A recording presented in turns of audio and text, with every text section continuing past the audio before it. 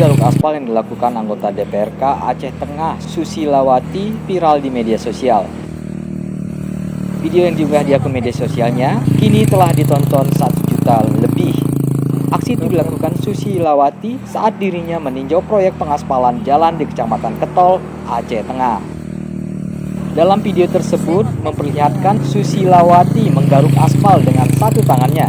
Padahal diketahui jalan tersebut baru diaspal 5 hari yang lalu.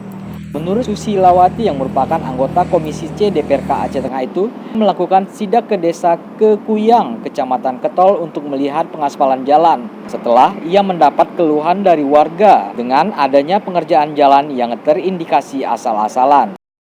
Diketahui pembangunan jalan Wih Kiri Arul Relo Kecamatan Ketol ini dikerjakan dari sumber dana APBK tahun anggaran 2019 dengan nilai kontrak 600 juta dengan jenis aspal lapen latasi.